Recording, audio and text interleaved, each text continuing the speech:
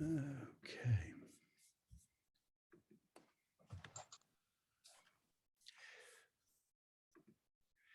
Good evening, everybody, and welcome to History Author Talks once again. It's so good to see you all back again, and we've got another wonderful program for you this evening. I want to be sure that everyone remembers that if you have questions that you are going to want to ask our guest as we get into our conversation, you can use the chat feature at the bottom of your screen, and you will be able to send the questions, which we will hopefully add into the program. So with that, I am very pleased. I would like to introduce you to our guest this evening. Nancy K. Loane is the former seasonal ranger at Valley Forge National Park. She's a founding member of the American Revolutionary War Roundtable of Philadelphia, an honorary lifetime member of the Society of the Descendants of Washington's Army at Valley Forge. She does numerous speaking engagements throughout the year, and she lives near Lancaster, Pennsylvania. And before I bring her onto the screen, I just wanted to say to everybody that Nancy's book came out, I guess it was about 12 years ago now, and it has stuck with me. This is really one of the best books that I've read really about the women in the Revolution. There are a number of excellent books about women in the Revolution. This is an excellent read. And so with that, I'm pleased to introduce you to Nancy Loane. Hi, everybody. It's so wonderful to be here tonight. Thanks so much for sharing time with me and women at the American and the Revolutionary War, particularly the women at Valley Forge. Thanks for coming. So, so also I want to remind everybody that at historyauthortalks.com, you will be able to have a link to purchase Nancy's book. Some of the proceeds go to the Sons of the American Revolution Library. With that, I'd love to start off by asking, or actually by making a point. The title of Nancy's book, the Following the Drum, Women at the Valley Forge Encampment, is a little bit of a misnomer, because while the focus certainly of the book is on Valley Forge, and what we will be talking mostly about tonight is Valley Forge. But having read Nancy's book, I will tell you that you will learn so much more than just Valley Forge. What we learn about women in the Revolution and their activities around not only the Valley Forge encampment, but also the Middlebrook encampments and some of the other encampments that occurred. So with that, I'd like to ask one question, which as a young school children, one of the first things we all learn about is Molly Pitcher. So I want to get this off the table. So Nancy, what is a Molly Pitcher? That's a good question. I think Molly Pitcher to most people is one particular person who came to the encampment at Monmouth, to the battle at Monmouth, took over her husband's artillery piece and kind of saved the entire revolution. Molly Pitcher is a camp woman who did an extraordinary thing. But what many people do not realize is that every single one of the camp women, every single one of the camp followers was also a Molly Pitcher. Because when the battles began, one of their jobs was to carry water to the soldiers that were fighting, and also to carry water to cool down the cannons. So that means the women who followed the army, the camp women, were on the battlefield. And it meant that every single one of them that were used in that particular position were Molly pitchers. So we have hundreds of Molly pitchers, not just one Molly pitcher. Excellent. Thank you. I appreciate that because, as I said, people ask me, so who is Molly Pitcher? Right. Molly Pitcher is so many women. So That's then, right. that being said, first let's define the term camp follower. I mean, that's the word that so many people bandy about. Well, there were camp followers, and it seems to have such a seamy connotation. What is it? What is define camp follower? Yeah, a camp follower, another name for it is a woman with the army. And that's probably just as appropriate as calling them a camp follower. As we know, the armies in Washington's armies, had thousands of men. And I just have to say, as an aside, what we've learned now at Valley Forge is that possibly as many 20,000 soldiers came into Valley Forge, rather than the 12 or 14 that usually is denoted that coming into Valley Forge. Now, at the end of this long line of soldiers and horses and wagons and dogs coming to Valley Forge, you find the camp women or the camp followers. These are the women that travel with the army. And one has to ask, what are they doing there? And the response is, I believe that they are there because the army offered to them the safest and best spot for them to be during the Revolutionary War. This was a very, very dangerous time for women to be alone at home with their husbands or brothers or fathers gone. It could be very dangerous for women. And so, while some of them were very patriotic and wanted to be and support the cause, many of them came with the army because they needed to be near their husbands for protection. They needed to be the army to get some food for themselves and for their children. These are destitute people, as most of our rank and file soldiers were destitute. They are coming to the army for food and sustenance for themselves and for their families. And as an aside, if they work for the army, if they wash for the army, if they nurse for the army, sew for the army, cook for the army, they are paid a certain wage and given the food. And Washington, if they did nothing for the army, he did not want them fed. So thousands of women traveled with the army, and they were there, I believe, because that was the best spot for them to be during the Revolutionary War.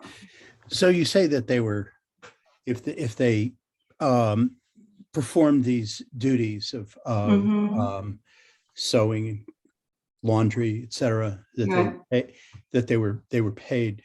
Many of the soldiers weren't paid.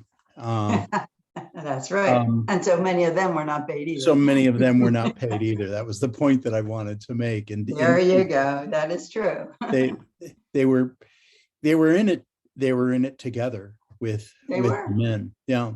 So so many fascinating things to talk about here about these women in the army who followed the army.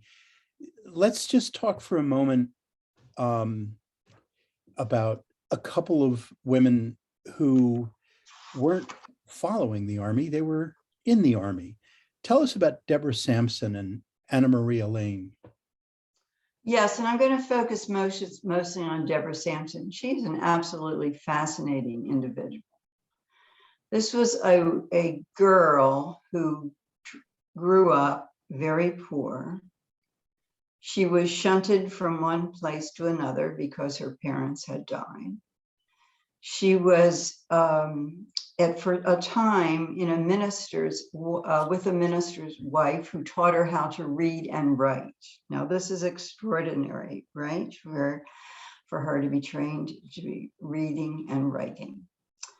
Then she was apprenticed out to another family. And at the age of 18, she saw a sign and it said, "Join the Army."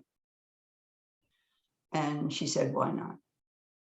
Life was not particularly good for her. She was not able to earn too much money, although she did some tutoring and some teaching, and she decided to join the Army. And she went into the Army as Timothy Thayer. And unfortunately, she was found out very quickly and thrown out of the Army. She went in as a substitute for a man who did not want to serve, and so paid her to come in and join. But as I said, she was found out, thrown out. She was also, by the way, removed from the membership of the Baptist church that she belonged to because she had joined the Army, which was not considered to be a very appropriate thing for a young girl to do. Then she moved to another town.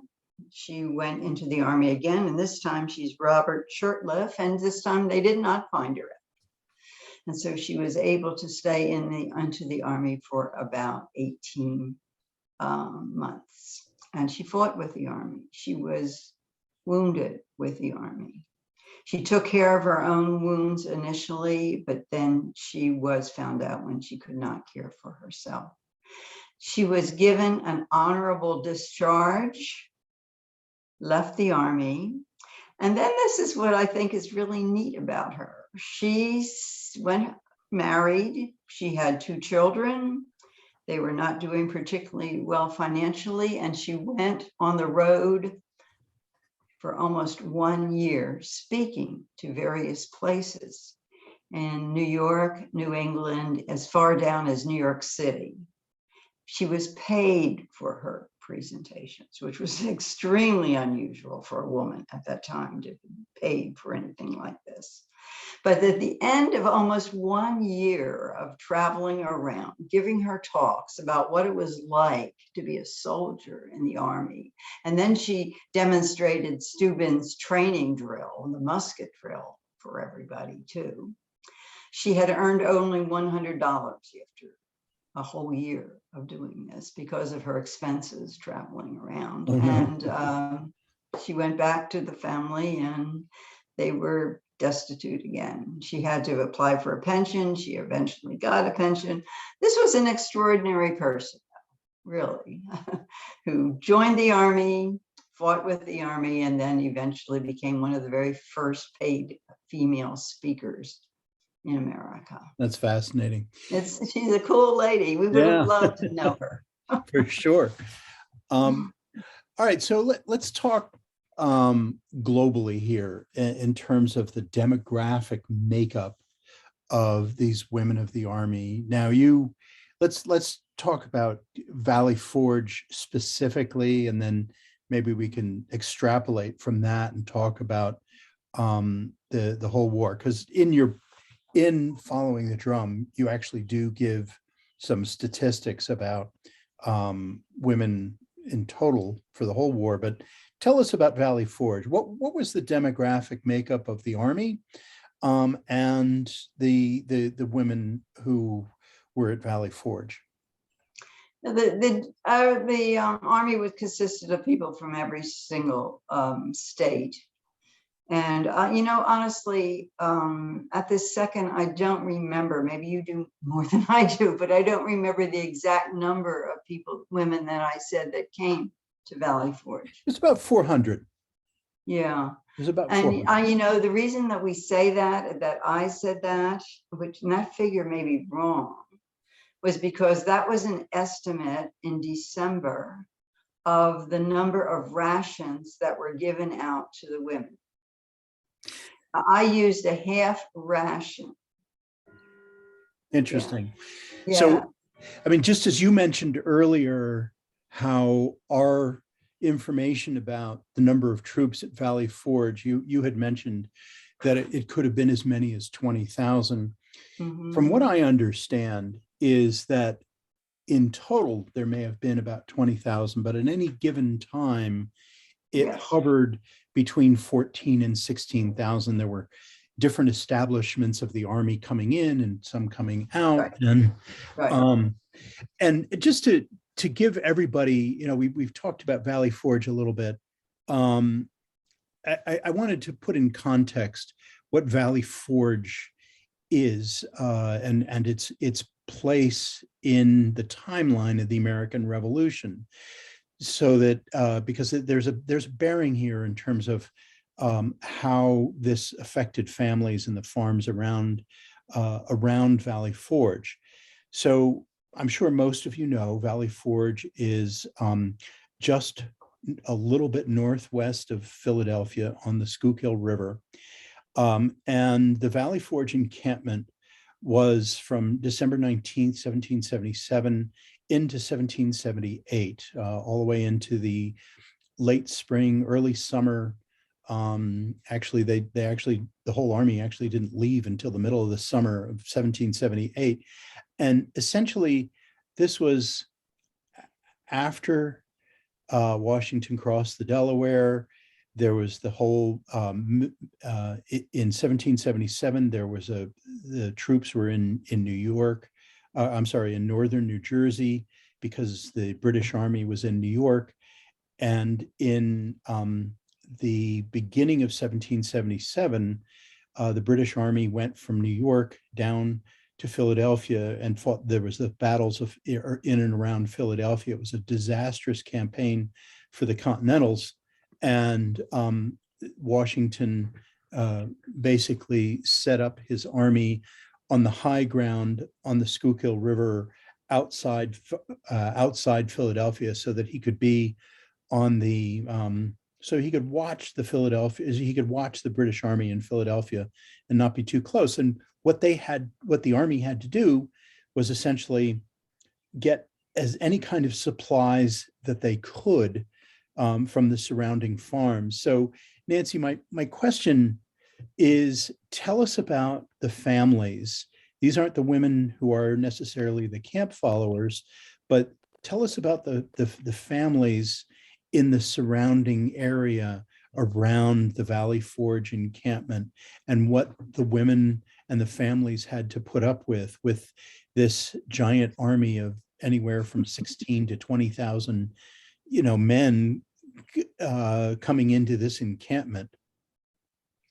Yeah, you have to really seriously think this was a difficult thing. First of all, I want to mention that the Valley Forge encampment is 6 months long.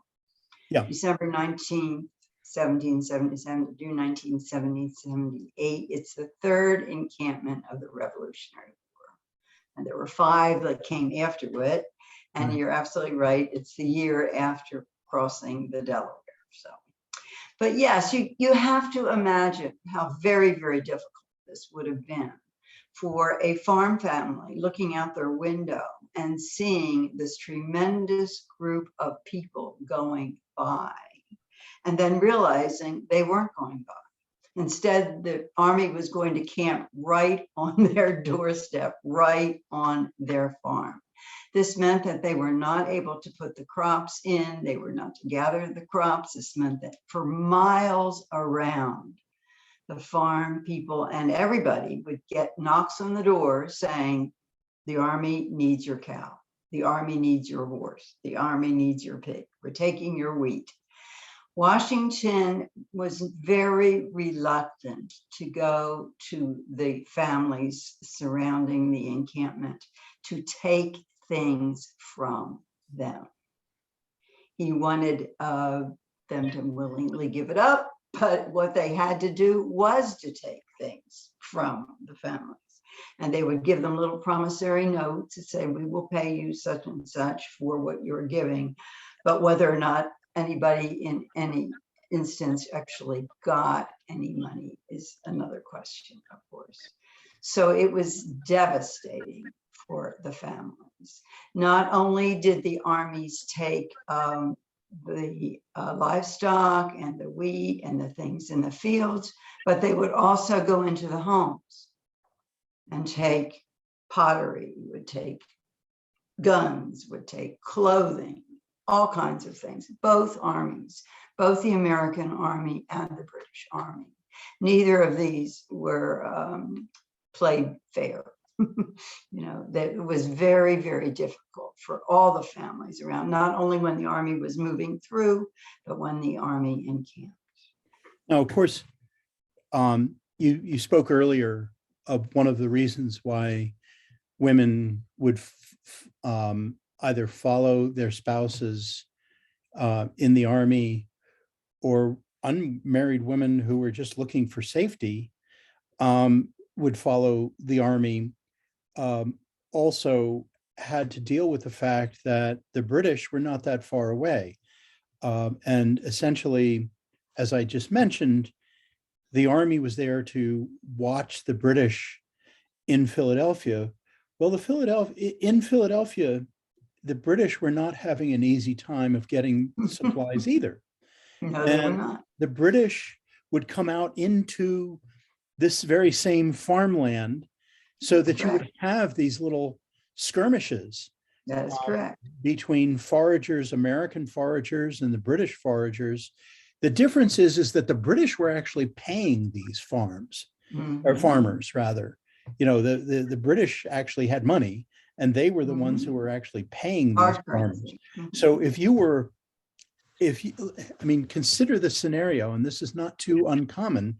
Nancy, correct me if I'm wrong. You had perhaps a farm wife, a farm woman, who was responsible for watching over her farm. Perhaps her husband wasn't there. Maybe he was in the army.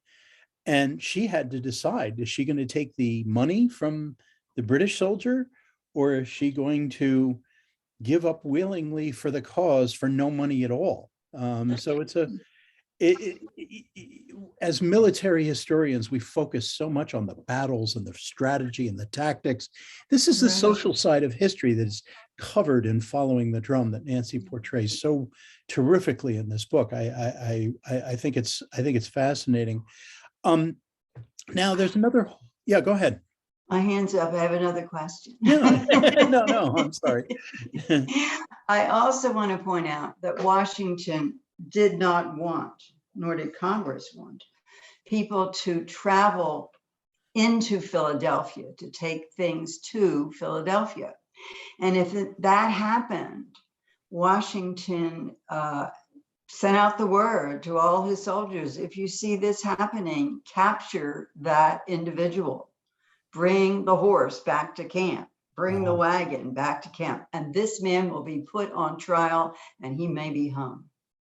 So it was a very serious thing to go through the lines to try to take things into Philadelphia.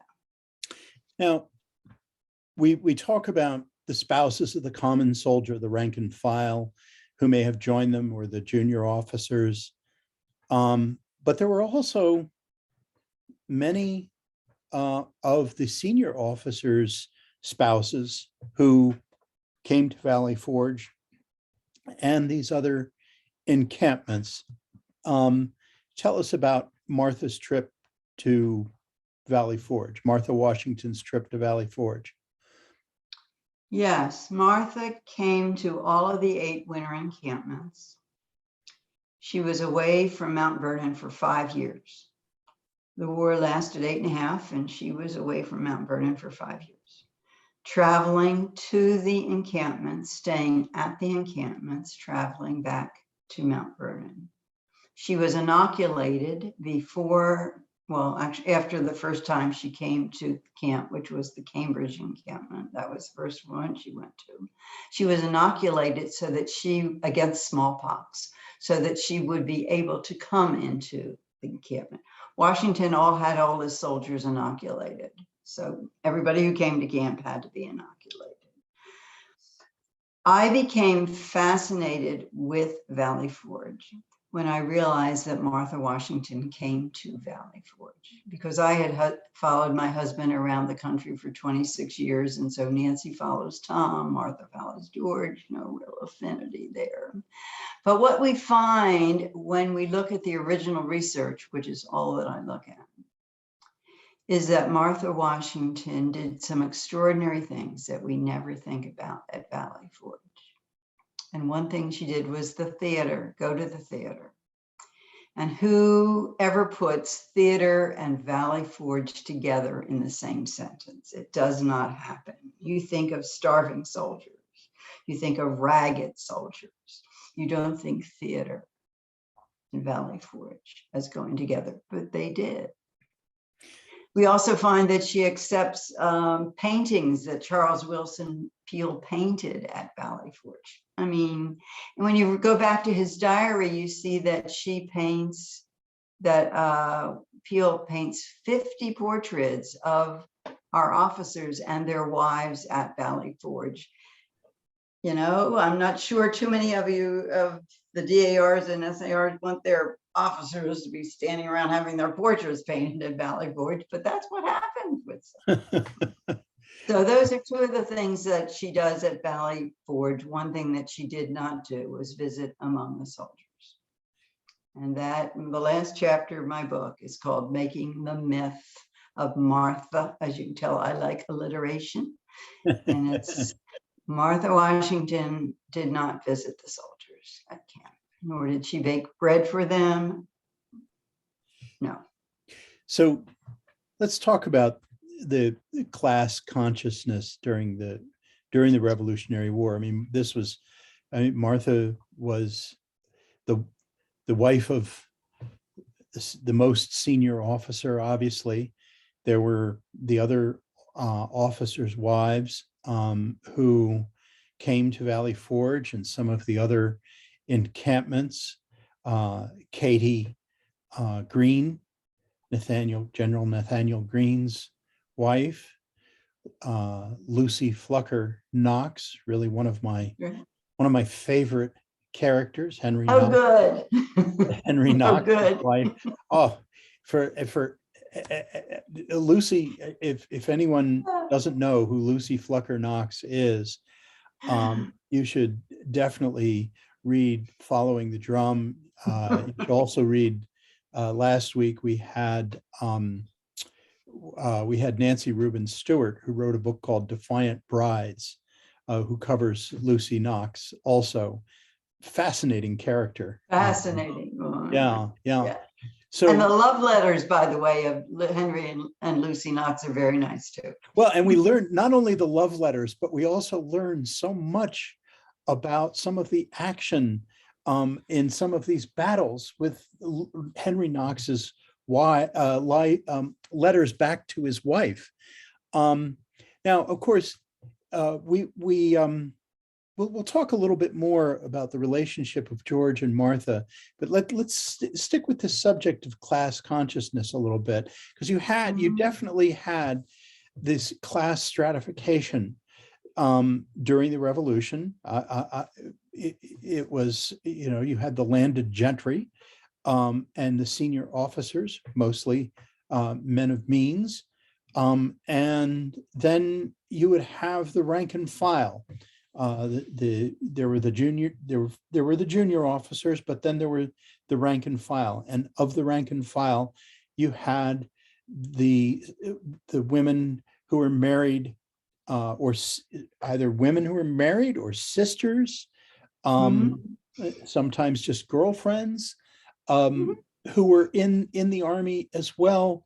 How did the officers' wives view these other women in the encampment? They were considered women of the lower sort, and there really was no connection between the two. As the officers thought very little, almost nothing of the women that were with the army. A caravan of wild beasts. Which was a direct quote. Exactly right. Joseph Plum Martin, a caravan of wild beasts. But one of the very first women or very first people that were killed at Valley Forge was a woman traveling with the army, and a wagon overturns and she's killed. And what's amazing is that anybody even mentions that. Women were of no account. The women of the lower sort were of absolutely no account. And yet Washington Washington was rather scornful of his own soldiers who were not cleaned and dressed and looked like proper soldiers. And how was that going to happen if, I mean, you weren't going to expect these men to go down to the Schuylkill and wash their uniforms. I mean, they're men. Well, they actually, they were required to do that, to go down to the Schuylkill when it got a little warmer. They were required to put themselves into the Schuylkill when it was a little warmer, take baths in June.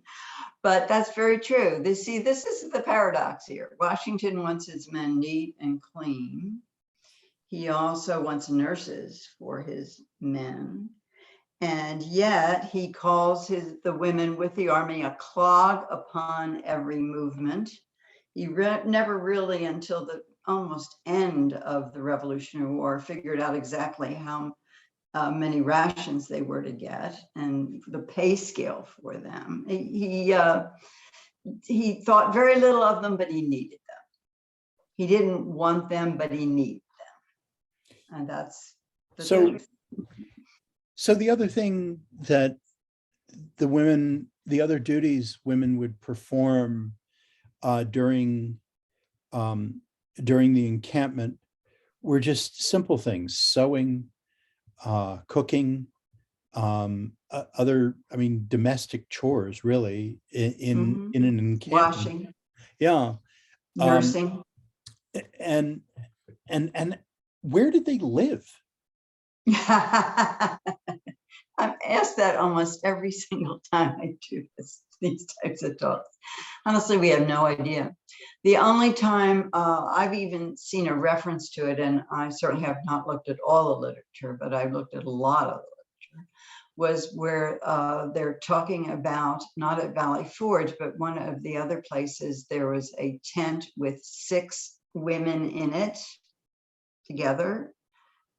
And there's another reference to a husband and a wife and other soldiers together in a cabin. So in my head, I'm thinking, perhaps if you're married, you have the privilege of going into a cabin, but you're not by yourself with your husband in the cabin by any means. There are many, many other soldiers in there also. And as you're traveling with the army,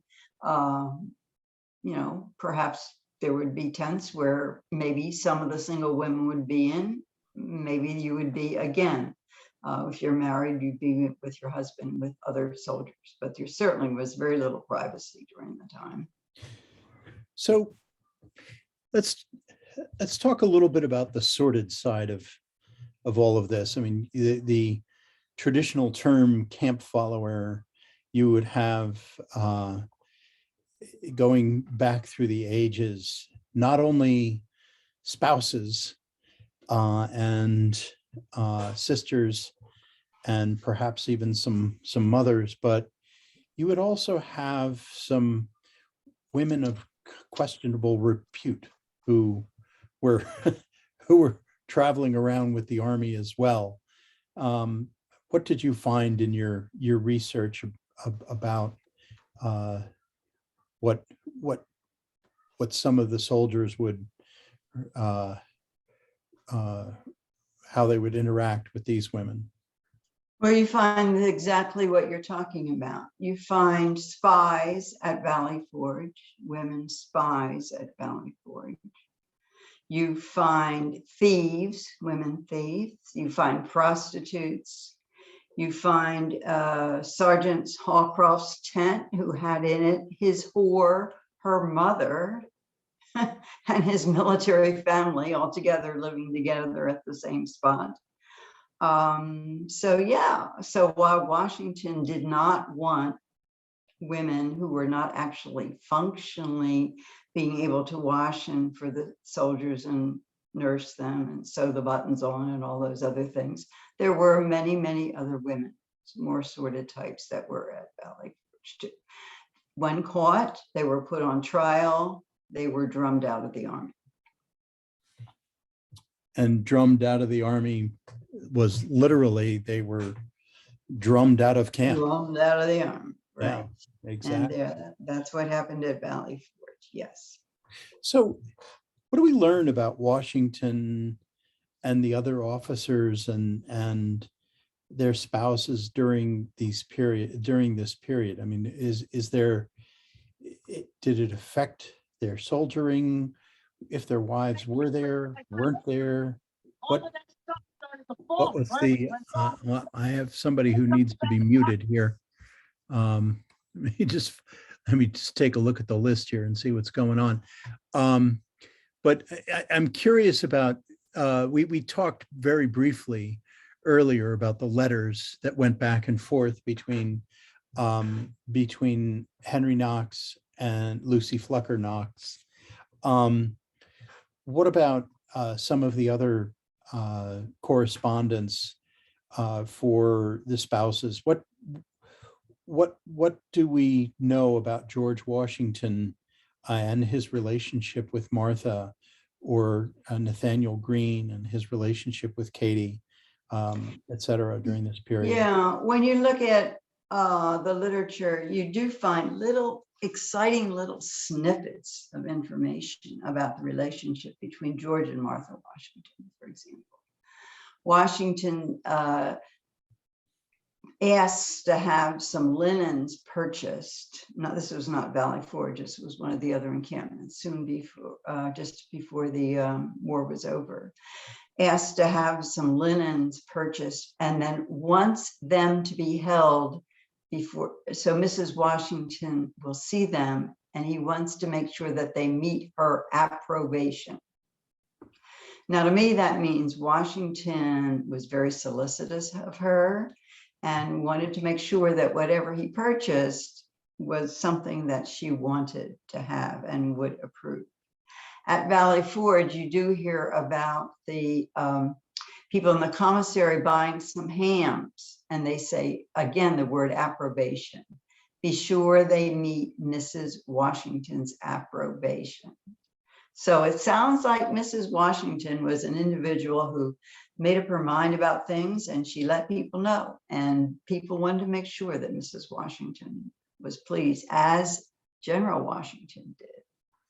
One other time, General Washington lets the housekeeper go without telling Mrs. Washington about that. And then he starts writing around, Mrs. Washington wishes I would have mentioned dismissing the housekeeper to her before it happened. Do you know where Mrs. Thompson is? If you do, find her and bring her back. Mrs. Washington wanted her to be back there again. So you get a little tiny few hints about the relationship. You also know that Lafayette, for example, says Mrs. Washington is mad about the general. So that means, you know, she really loved the guy. And General Greene says that Mrs. Washington is happy in him, meaning General Washington, and he is happy in her. Now, these are people that saw General and Mrs. Washington together a lot because they were with them at Valley Forge, and they write about the relationship between General and Mrs. Washington, which sounded like it was a very positive thing. We also know something about Lafayette, wow, and his wife, and I'm still angry at him because he gets on a ship and starts to America without telling his wife when and where he's going, without notifying her. And then once he's on the ship, he sends word back that that she can know now, because he was very much afraid that she was not going to allow him to leave for America. And Mrs. Lafayette was pregnant at the time. So honestly, I think Lafayette I was a little annoyed at him. Yeah, I think I can see that. I think Whose having position been are you married taking? for almost 50 years, I Lafayette's or can see Mrs. how Lafayette? that's probably something, if I had done something like that, my wife would disapprove. Exactly. It's one word for it. So we also know famously that throughout the entire war, Washington traveled with his enslaved servant, uh, uh, Willie Lee.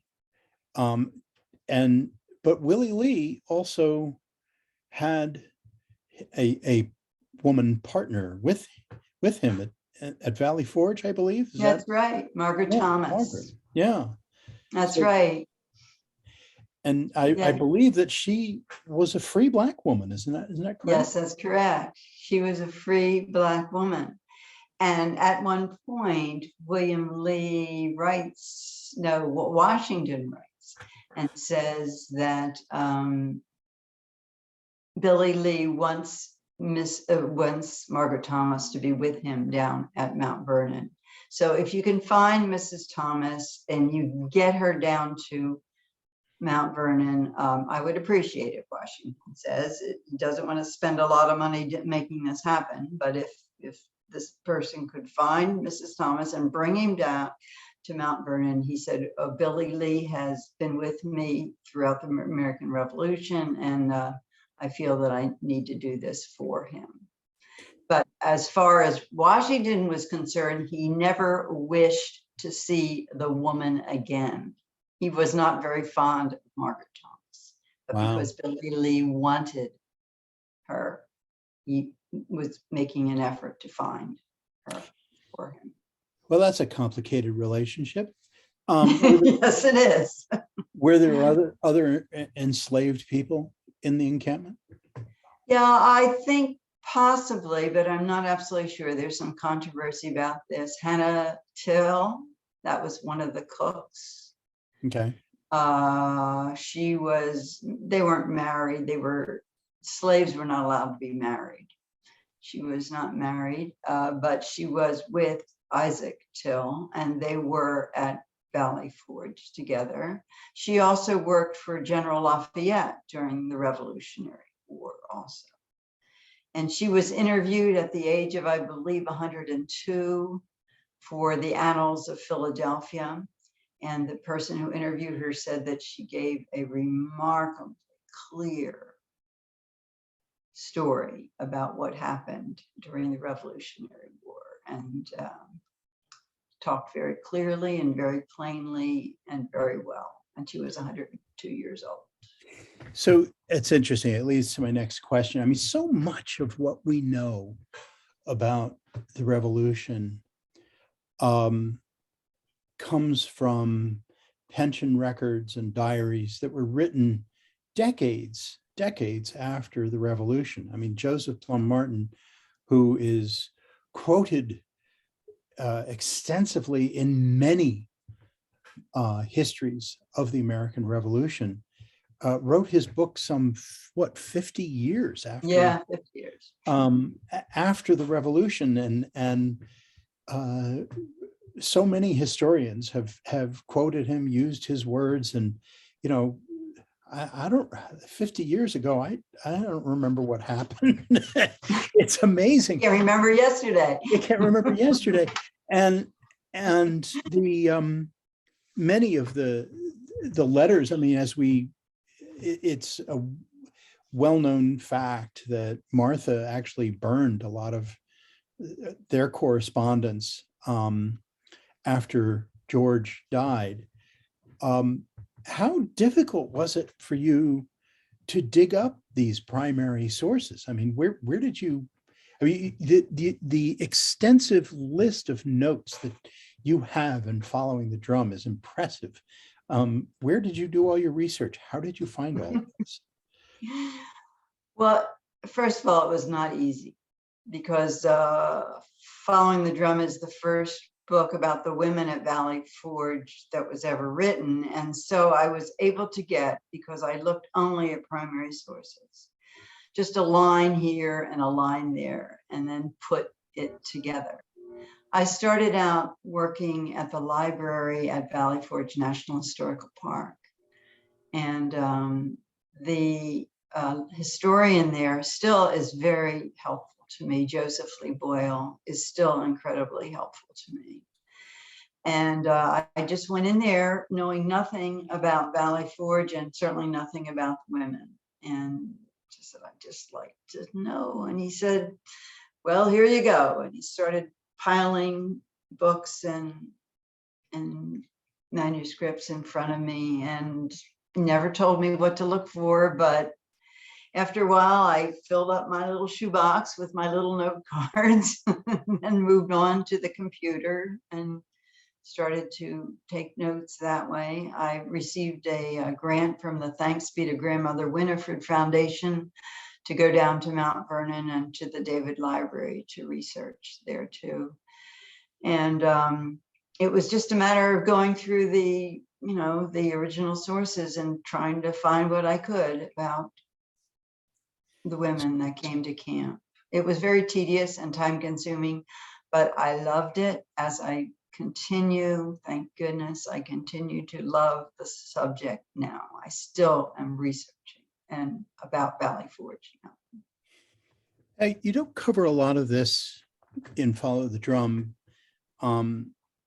so much, but I'm curious as to how the role of religion may have played in either women deciding to follow their men into war or stay home, or, I mean, is there, I know there's not a lot about this in the book, but what just in terms of your knowledge of the period, the role did religion play? I really don't know too much about that, Roger. I can't speak too much, but I do want to say something about George Washington and the chaplains in the Army. Okay. Because he made sure that every single one of the regiments had a chaplain. And that was very important. And they all had to go to religious services. And he wanted his officers to set a good example. So they were definitely supposed to go to the religious services too. They would be held once a week.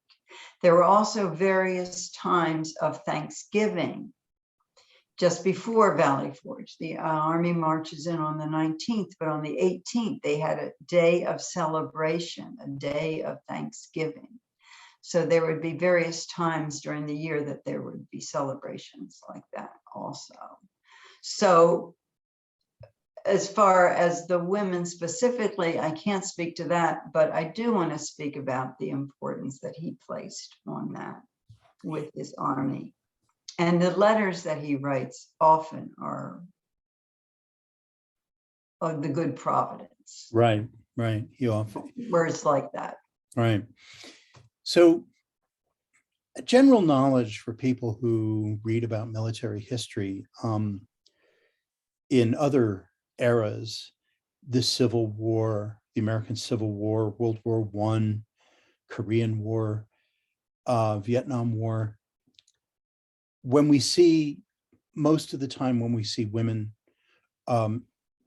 involved in conflict, there's a lot of nursing going on. There's really not a lot of nursing going on. It wasn't the same thing in the American Revolution, was it? Well, of course, they certainly had a need for nursing because they were in battle and there were all kinds of terrible injuries that occurred. Nursing as we know it now was not what we're talking about during the American Revolutionary times. It was more like they were little orderly like people, you know, cleaning the floors. They were not binding up anybody or even giving medications or anything like that. No, the nursing situation was very, very different than what we're talking. These were not little Florence Nightingales. Exactly. That was just what I was going to say.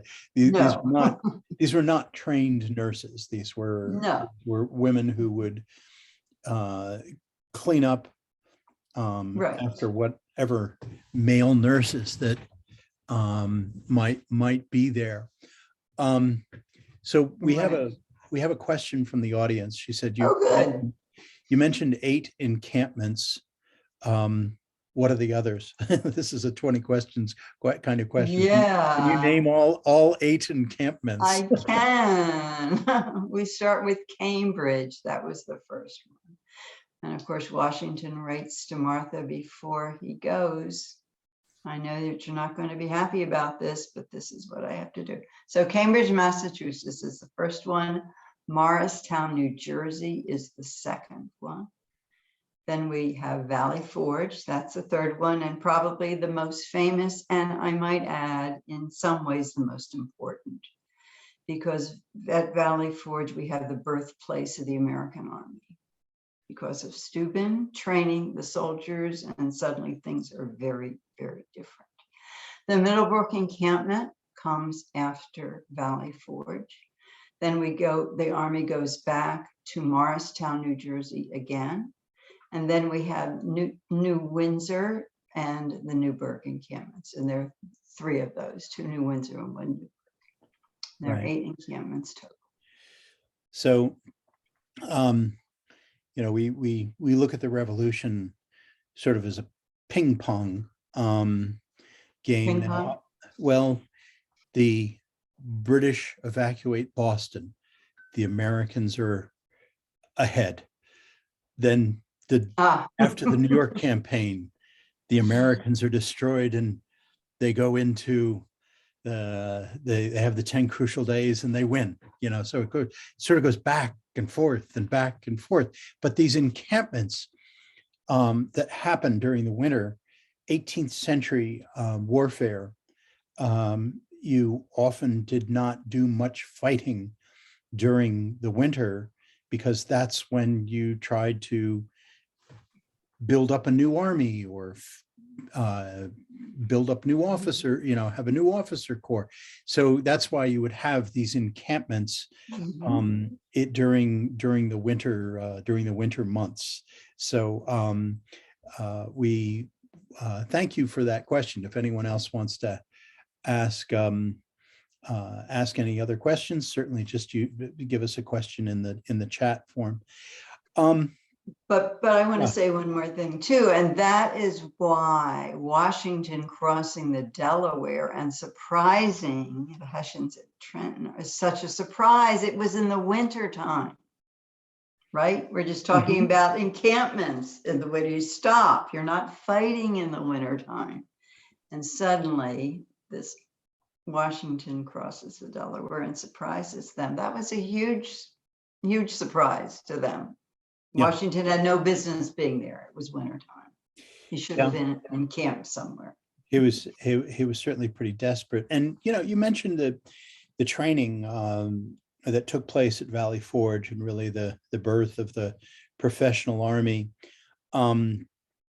There's this image, though, that Valley Forge was the most bitter and freezing of all of these encampments. That wasn't necessarily true. It's not true. Yeah. Valley Forge was a mild and muddy winter. Yeah. It was a typical Southeast Pennsylvania winter. It's the second Morristown encampment. That is the horrendous winter. Freezing. One of the most difficult winters of the entire century. Yes. So totally. One of the other topics about women during the American Revolution that I haven't read a lot about. I'm just wondering if you have any. Jockey Hollow. Yes, right. One of our SAR colleagues there talks about Jockey Hollow. That was a cold one for sure. What about women as prisoners? I mean, were women taken prisoners? I mean, these camp followers, or do we know anything about that at all? I know nothing about women as prisoners. I knew that women were put on trial, as I mentioned, for stealing, for prostitutes, for all those things were put on trial.